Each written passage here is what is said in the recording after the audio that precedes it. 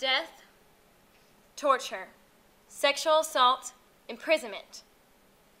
These are all methods that have at one point or another been used to prevent people from voting, both in America and abroad.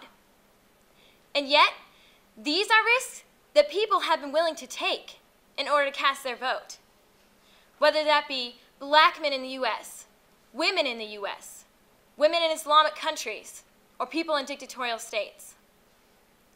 As an informed political science major and American citizen, I find the low voting rate in this country to be very disconcerting. In America, people can vote with ease, and yet so many people just choose not to. Today, I would like to persuade you to exercise your right to vote by explaining the problem of not voting, addressing the reasons why you may say you don't vote, and finally, explain the process you can take in order to become an informed voter.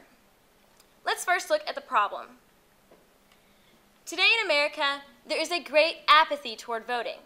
According to CNN, of the 153 democracies in the world, America's voting rate is near the bottom. The International Institute for Democracy and Electoral Assistance confirms this.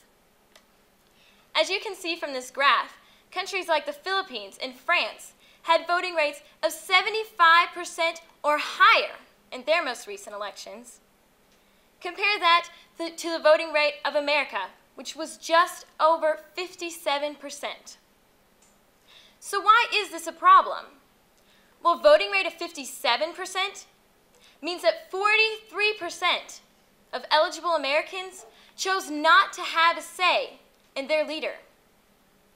Close to half of eligible Americans chose not to have a say in who is going to be making important decisions on issues such as unemployment, abortion, immigration, healthcare, and education.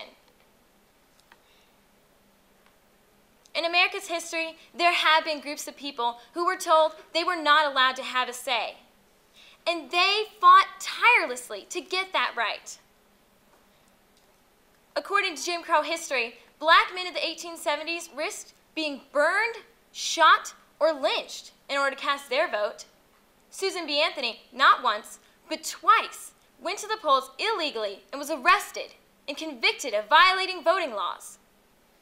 When these people were told that they weren't allowed to have a say, they risked everything to change that. But today in America, close to half of eligible Americans just choose not to. So why is it that people aren't voting? Well, there are many reasons why you may say you don't vote. You may say, I don't like politics. I don't like politicians. It's just too messy. But even if you completely ignore politics, someone is going to get elected. And that person is going to be making decisions that affect you and your future. Therefore, it's within your best interest to look into the candidates and cast your ballot.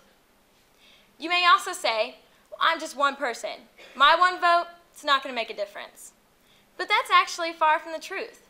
According to MIT, there have been 12 presidential elections that were decided by less than a 1% margin, meaning that if less than 1% of votes in certain states had switched, the presidential outcome would have been different. One such example occurred in 1960. According to former Secretary of State Bill Jones, if just one vote in every precinct had switched, John F. Kennedy would not have been president.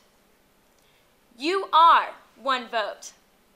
But as evidenced by this example and many others, you're one vote that can make a world of difference. You may also say, well, I don't know how to vote. Today, I'm going to remedy that by explaining the easy process you can take to becoming an informed voter. In America today, it's very easy to vote. There are just 4 steps. Register, apply for an absentee ballot if necessary, research the candidates, and cast your ballot. Luckily, there's a very easy way to register. RockTheVote.com is a secure website geared toward young voters like you. On this website, you can enter your information and it will compile a registration card for your state. You print it off, sign it, and mail it to your county clerk's office, the address of which can easily be found online. Your clerk will mail you back with your precinct and your voting location, and it's that simple. You've registered. Also, while you're on this website, you can request an absentee ballot. This is important because it will allow you to vote even if you're not in your hometown on Election Day, which I know that many of you will not be. After you've done this, the next step is to research the candidates. You can check out the countless websites with that kind of information. And if you have a few minutes in between class, pick up a paper. Check out Fox or CNN.com for the latest updates. You can watch debates live or on the internet at your convenience. Basically, with the World Wide Web, you have all the information you need right at your fingertips. The final step is to actually vote, whether that's by mailing in your absentee ballot or going to the polls. On Election Day, make sure you know where you're supposed to be voting and what time the polls will be open. Once you get there, it takes maybe 2 minutes to fill out a ballot, and you turn it in, and you're done. You've done your civic duty by becoming an informed voter. In conclusion, the right to vote is not something to be taken for granted.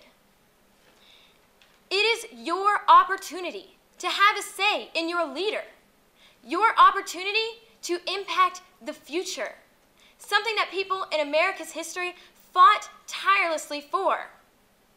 As President Garfield said, if the next centennial does not find us a great nation, it will be because those who are representative of the culture, the morality, and the enterprise do not aid in controlling the political forces.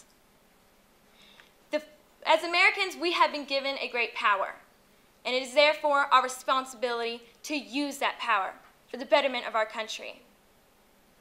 The future is yours to create, so use the power you've been given and rock the vote.